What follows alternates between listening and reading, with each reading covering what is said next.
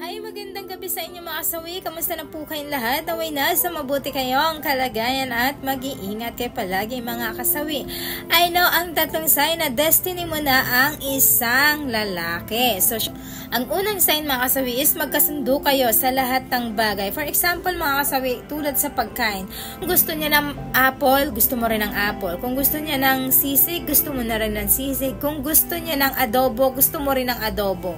So, sa mga bagay pa lang na yon ay nagkakasundo na kayo. Isa yan sa mga sign na talagang destiny kayo parehas mga kasawi. Kasi minsan ay talagang parehas kayo ng ginugusto kahit sa paborito nyong damit, paborito nyong ulam, paborito nyong mga bagay na gusto nyong gawin, lahat ay nagkakaparehas kayo. Isa yan sa mga sign na destiny mo na ang isang lalaki. Ang pangalawa mga kasawi, unang pagkikita ay nagkakaroon agad ng spark. Ayan.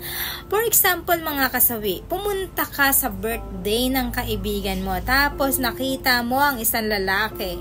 Sa unang kita mo pa lang at pagtititigan yung dalawa ay meron lang yan, spark na kaagad na para bang kakaroon ka na kaagad ng attachment sa kanya kahit na hindi pa kayo nagkakausap, hindi pa kayo nagkakasama, pero yung spark na andyan na kaagad na para bang ay, bakit may kakaiba? Diba minsan mapapansin nyo, parang yung na love at first sight ka na ba sa kanya kahit sa unang pagkikita nyo pa lang ay meron ka ng kakaibang nararamdaman para sa kanya.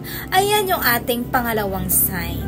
Ang pangatlo mga kasawi is pinagtagpo ng hindi inaasahan. For example mga kasawi, sumakay ka sa train, ayan, or sa bus. Tapos yung bus na yon ay palagi na same lang kayo, ayan, doon nakakasakay. For example sa umaga, pagpasok mo sa trabaho yung bus na yon, tapos andun din naman siya. Ganun ulit kinabukasan. Paulit-ulit na nangyayari yun mga kasawi na ibang bus man ang nasasakyan nyo pero parehas kayo palagi na nakakasakay doon. So, diba? Parang imposible na nangyayari pero ito ay nakatadhana para sa'yo talaga na kahit hindi mo gustong nangyayari.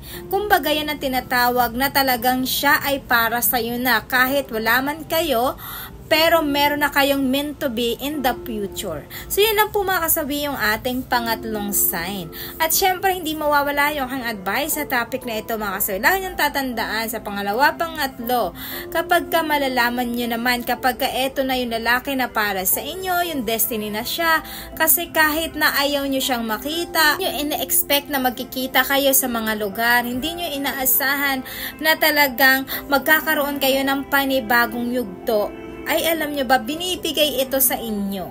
Kumbaga nakatadhana talaga kayo para sa isa't isa. So ibig sabihin kapag once na nangyari yan sa inyo ng paulit-ulit, ay talagang siya na yung nakadestiny sa inyo na lalaki mga kasawi. Ayan lang po yung aking advice. Maraming salamat sa patuloy na pagsuporta nyo sa akin, sa walang sawang pag-share at pag-comment. Sa mga hindi pa po nakapag-subscribe, pwede na kayo mag-subscribe, pwede na lang mag-follow para updated kayo sa topic ko araw-araw. Magandang gabi.